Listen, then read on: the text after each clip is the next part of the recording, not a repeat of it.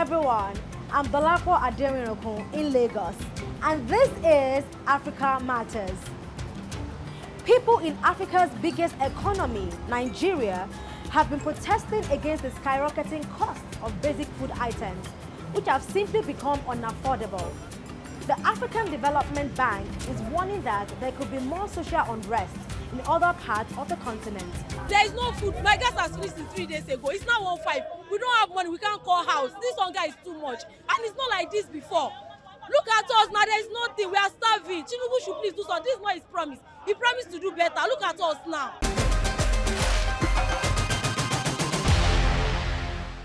But it's not only Nigeria that's feeling the heat. The African Development Bank is warning that the rising cost of food and energy, along with currency depreciation in countries like Angola, Ethiopia, and Kenya, could trigger social unrest. That's despite an economic growth forecast of 3.8% for the continent this year, which is higher than the global average. Palum David went to find out how people are trying to balance their budgets in Nigeria's capital, Abuja. Inflation rate has risen to almost 30% according to local authorities. President Bola Tinubu last year announced the removal of fuel subsidy and floated the national currency, the naira, as part of his economic reforms. To imagine that we buy pure water 50 naira, one piece of pure water 50 naira in the market, a plate of food 1,700 naira. So it's not easy. So we are praying to government to help Nigerians. The things are affecting the business very well. If you go to market, and many have closed because they cannot meet up again. See trouser come buy for market. How much? 10,000 trouser just to wear like this. Trouser 10,000. Something what would they buy 15 naira, 10 naira before 10,000. Look at trouser. Make all the whole world help me see. Maybe they don't patronize market like this. They have people that they send. So they don't care about what happened. They don't even care. Even if today dollar is 1,900 naira, they don't care about it. What are we even using the dollar for? Please, what concerns us with dollar? This is wickedness. To me, it's wickedness. For we to have a government that don't care about the people, what is the meaning of government without the people? Nigeria's labor union has given an ultimatum to the government to address the worsening hardship and hunger in the country decisively. Let's hear more from Femi Oladayin, an economic analyst. He joins me here in Lagos. When do you think people will start reaping the rewards of these painful economic reforms? Well, I don't think that economics works that way. The truth is that the damage that has taken most economies to this point has taken over quite a bit of time. Also remember that most economies are still recovering from the supply chain disruptions that happened during COVID-19. And those are still being priced into the kind of prices that you're seeing right now. So I would say that there's still quite a bit of time for the reforms that we're seeing now to start to show some form of positive results in the minds of people. And the truth is that people are quite impatient naturally. But the journey that brought us here took us some time. And the journey to fix these problems are also going to take some time as well. So I would love to say that soon, but I think it will be probably later rather than soon. Why are we seeing a positive overall economic growth forecast, yet the prices of basic commodities remain stubbornly high? Okay, so it's important that we separate between GDP growth and inflation. GDP growth is a measure of the economic activity within a country, whilst inflation is a measure of the increase or the rate of increase in prices. Now, what is the big difference here? The big difference is that when it comes to inflation, the key drivers of inflation, especially in the continent of Africa, are usually outside of the control of the local economies. So, for example, import prices have continued to rise because of the weakening of currencies in African countries. Second, we've had significant security disruptions across the continent, from Sudan to DRC to the coups across West Africa. What has happened is that those have dislocated farming prices and put a lot of pressure on food production. Now, when food production is curtailed, naturally the prices of available goods are going to go up. Now, you are almost seeing an overcompensation for the poor food harvest, for COVID-19 recovery, and the weakness of the currency in inflation. And unfortunately, that's something we're going to have to live with for the next few years. What is driving the surging inflation across the continent, and what can be done about it? There are a couple of drivers. One is obviously security. In a country like Nigeria, you've seen significant disruptions to the agricultural belt. You've also seen the same thing across West Africa with all the military coups and military interventions. The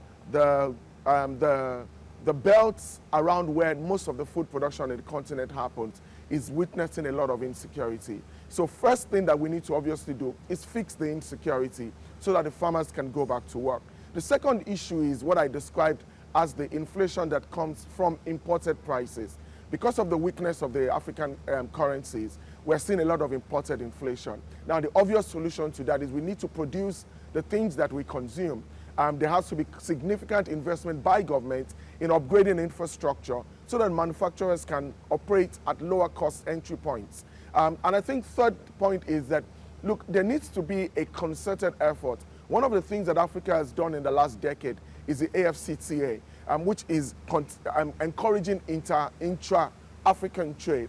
That is something that we need to focus on in the next few years, ensuring that there is significantly easier trade among African countries so that we can bring down the cost of doing business, and the benefit would obviously be a lower inflationary environment for the people of the continent. In what ways can African governments cushion people from the rising cost of living? So look, we've always talked about infrastructure deficits on the continent. Look, as we're having this conversation right now, the generator is on. The reality is that as long as people have to pay for services that ordinarily should be provided by government, you're always going to increase the pain points on people. So African governments need to focus on building sustainable infrastructure, ensuring that the cost of doing business on the continent is reduced so that the naira or the dollar or the CFA that is in people's pockets can actually do more important things than providing things that the government should be providing. Secondly, I think that government needs to understand that the continent needs to be better educated.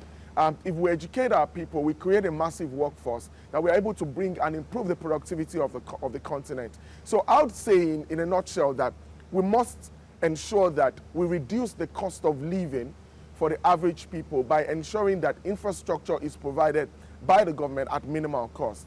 Secondly, we have to ensure that we increase the productivity of the people so that the effort that they're putting in yields higher results for them. And I think if we're able to do this in a sustainable way, you would find a continent in the next 10 years that's probably as seen as an Asian tiger if our governments are able to focus on doing this. But the truth is that Africans are suffering right now, and government needs to do something immediately to ensure that we do not have social unrest across the different countries.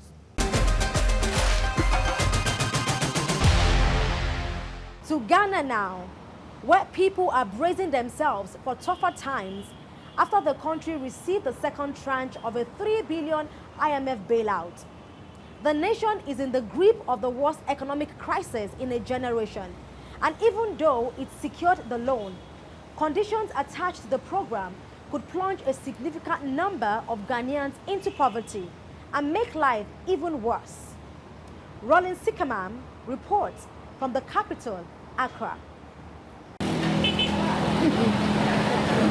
The usual bustling nightlife of Nima is no more. Residents have been forced to live in partial darkness because they cannot pay their electricity bills. So they keep their lights on for only 8 hours a day. You buy 100 cedis worth of credit and in 3-4 days it is gone. You are unable to on your fridge which you use in doing your business. Electricity tariffs went up by almost 30% in the first quarter of last year and rose again by 18% by June, and it's impacting food prices and various sectors of the economy, including manufacturing and agriculture. President of the Ghana Union of Traders Association, Dr. Joseph Obeng, says many businesses have already succumbed to the pressure, leading to job losses and rising unemployment. Almost every quarter, there's changes in the price of the utilities. That's why the cross-border trading activities, we are lagging behind. And now a new 15% VAT on residential electricity consumers, proposed by the country's former finance minister, Ken Oforiatta, could be a mortal blow. The country secured a $3 billion IMF bailout package, giving hope to Ghanaians. But this is what they are getting: new taxes. The controversial 15% tax is one of them. Some citizens are calling it a killer tax, unjustly designed, they say, to perpetuate economic hardships. Electricity tariff hikes and tax reforms were predictably among the key conditions for securing the IMF loan. The austerity measures, the citizens say, are further driving up the cost of living. The reason why we are in this present crisis is that we had borrowed so much. In fact, we had overborrowed and we couldn't pay. In fact, as we sit, we haven't paid any of our commercial debtors since the 18th of December 2022. Still in a lot of trouble. The only difference is that we are out of the coma. But we're not in the open world yet. Things are going to be tough. Economists are forecasting tougher times ahead. Independent power producers, distributors and bulk consumers are also threatening to cut power supply to the national grid. They claim the government owes them billions of dollars, and this could create a huge power shortfall since they control over 65% of the available thermal generation capacity in the country. Roland Sikamam, African Matters, Accra. A small but vocal group of South African Jews have used a faith ceremony to condemn the ongoing conflict in Gaza and to bring together South Africans of all religions in solidarity with Palestinians. Insepeng Motema has the story. As the sun sets, people gather for a Friday Shabbat dinner, a weekly Jewish ritual where communities come together to share a meal, marking the start of the religious day of rest. But this Shabbat dinner is unique. It's a multi-faith event with Christians, Muslims, and those of other faiths all coming together to take a stand against the genocide in Gaza. It's hosted by the anti-Zionist group South African Jews for a Free Palestine in partnership with the Nelson Mandela Foundation. We have a history of oppression as the Jewish people, and that is precisely the reason that we should stand up and say we will not have persecution, we will not have oppression, and we will absolutely not have genocide in our name or in the name of our ancestors. We know what settler colonialism is in South Africa. We know what apartheid is in South Africa. We also, as an African continent, know what genocide is. We know that before the Holocaust there was the Namibian genocide. So it's important that we connect these struggles. And it's important to remember that in connecting them, we are also connecting our shared humanity. And I think that's what the importance of something like tonight is. This prayer dinner also hosted some of the members of the team that presented South Africa's genocide case against Israel at the International Court of Justice in The Hague. So let's be honest. This is not a war amongst equals. These injustices demand recognition, because that is the only way to secure accountability and a just resolution. There can be no peace without this.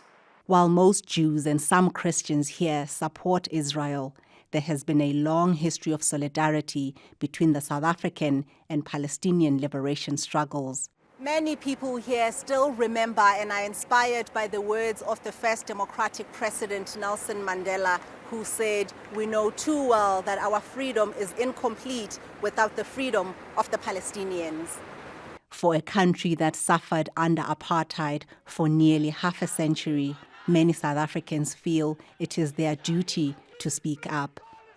So while Hamas's October 7th attack sparked widespread condemnation here, Israel's actions in Gaza have provoked regular demonstrations demanding an immediate ceasefire. As the significant sufferers of apartheid, we are at moral ground to be able to raise our hands so that the conscience of the world can be reawakened to realize what is really happening in that area is exactly the same as the apartheid that we have suffered. Activists here say they will not stop raising their voices until the international community shows the same solidarity to Palestine that was once offered to the oppressed people of this nation. Ntshepeng Mutema, Africa Matters, Johannesburg. To Kenya now, where a manufacturer is helping students from poor families to access laboratory classes in mobile solar-powered labs. School officials have welcomed the initiative as a more cost-effective alternative to constructing expensive laboratories. Victoria Amunga reports from the capital, Nairobi. At this school's equipment production center in Kenya's capital, workers are putting their skills to use. More than a dozen craftsmen are constructing mobile laboratories, an innovation that the unit's management says it's easily adaptable and can be built anywhere. What we've done now is that this kind of innovation is not strange. It understands the dynamics of our education. It understands the teacher training of a Kenyan. Unlike if we got an innovation from outside, which we need to come and adopt it for the local environment. The labs are built from locally sourced materials and are fitted with wheels for mobility. They also run on solar power, so can be used in areas with limited electricity. Schools can buy the labs for about $1,000, a far cry from the nearly $20,000 it costs to construct a permanent laboratory. Over 500 of these mobile units have been distributed in schools, both in rural and urban areas. The mobile laboratory is coming with accompaniments, such as the microscope. We've got assorted chemicals to be able to support the teachers and the learners to be able to do various experiments. We've got also assorted glasswares. And in terms of safety measures, it is also supplied with a fire extinguisher. The microscope can be adjusted by the use. The Utawala Academy is one such school. One teacher here says the benefit of the labs is that it turns an otherwise theoretical class into a practical one. Now they are enhanced here. Cooperation, observation, conclusion, and so on. So they are able to come up with a hypothesis, able to come up with the correct answers and scientific solving methods of issues that have been adhered to them. This one is the non-luminous flame. A 2023 study by the Kenya Union of Teachers and Education International Africa found that schooling in Kenya is extremely expensive, far beyond the pockets of most citizens.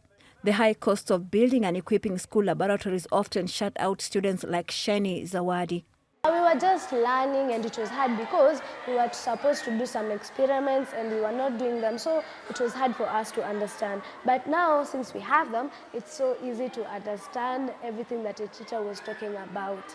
Barriers to education in sub-Saharan Africa, such as low income, have left the region with the highest rates of education exclusion.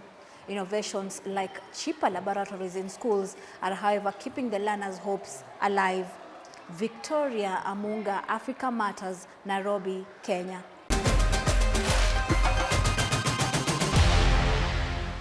Migrants from the Indian Ocean archipelago of the Comoros who are trying to reach French soil are facing more dangers.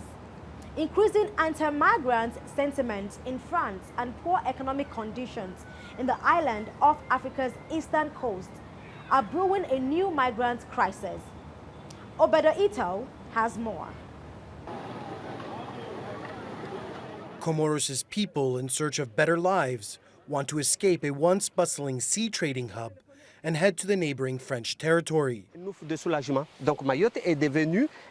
Mayotte has become a place of excitement, of relief for Comorian youth, so we cannot stop this. The Mahore cannot stop this. The French Republic cannot stop this, even if the Minister of the Interior proposes an iron wall. I know at the level of this ocean, we would never erect an iron wall. Mayotte, one of the 4 islands of the Comoros archipelago, has representatives in the French Parliament and EU membership. But now Paris is considering preventing migrants born on Mayotte from gaining French citizenship. We Comorians, we live thanks to Mayotte since Mayotte is French. If the right of soil is abolished, it would be a regression even for us here. We all hope that our children born there have French nationality to have a better life, which could help us. Comoros citizens voted in a 1974 referendum to remain independent, while 95% of Mahorans voted to be French. In 2011, Mayotte became a French department. Every year, hundreds of people from Comoros are smuggled through the archipelago to Mayotte, 70 kilometers away. According to official French sources, over 50,000 people have died making the journey since 1995. The Africa Development Bank says nearly half of the people in Comoros are poor. The country has had more than 20 coups and coup attempts. A smuggler who didn't want to be identified says this makes it ripe for extortion and bribes. We mobilize boats and delinquents. The Coast Guard are demanding €250 for each speedboat out of the 20 that leave for Mayotte. You see the roads in our village. This work could have been financed by the money from the crossings. But now with these taxes, community development is slowed down. Despite granting a special visa for Comoros migrants in 1995, illegal migration to the Mayotte island persists, fueling violence against those that arrive. Obeidehito, Africa Matters. In West and Central Africa, poor waste management is contributing to environmental problems and pollution. It's led many African entrepreneurs and artists to come up with creative solutions to bring attention to this issue, like Eddie in Gabon. Shuab Hassan has the story. A transformation of discarded waste into pieces of art. That's the way Eddie Mayambo describes his craft, as fingers swiftly fold paper piled in his workshop. I learned the following technique from a Brazilian friend. From there, I developed it, I put my own twist on it, and I adapted it with my inspiration. Today, I can do a lot of things: lamps, sculptures, design pieces, all that stuff. Mayambo's focus is on colorful sculptures and designer objects such as lamps and vases. The art of accomplishing a job well done is one part of his vision, but it's the use of discarded produce and materials which is the key ingredient. Paper is like all the other materials that are considered waste, and already the term waste is often a term that is, well, used wrongly because it's just resources that we have difficulty grasping the importance of, like plastic, like soda cans today, which are rampant and polluting our environment. It's for me a nod to environmental protection. Mayambo's craft is not just innovative, it's also highly prized, with exhibitions in other African countries and in Russia. It's indeed very impressive. It incorporates an ancestral folding technique referencing Asian methods. And there is also something very contemporary, which is the question of paper recycling. So there is also an environmental consideration. But the praise and acclaim hasn't left Mayambo resting on his laurels. I would like to have a workshop equipped with all our amenities, with much more space to work with other young people, other curious individuals to discover my universe and follow along with me in my journey, in my adventure.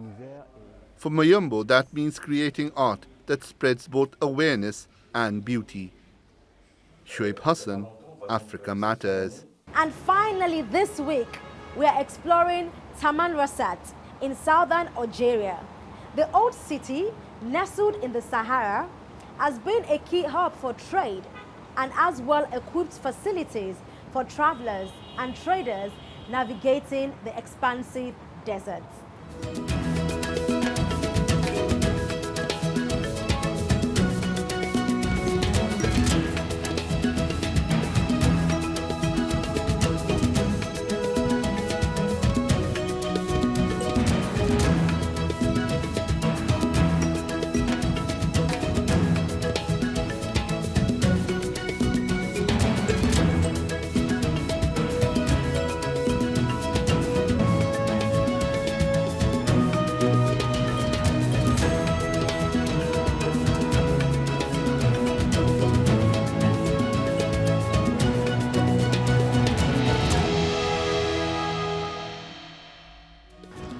That's our show for this week. Let us know what you think about the stories you've seen. Share your ideas and feedback. You can find us on X and on YouTube by searching TRT World Africa Matters. Thanks for watching, and it's goodbye from me, Dolapo Aderinoko, in Lagos.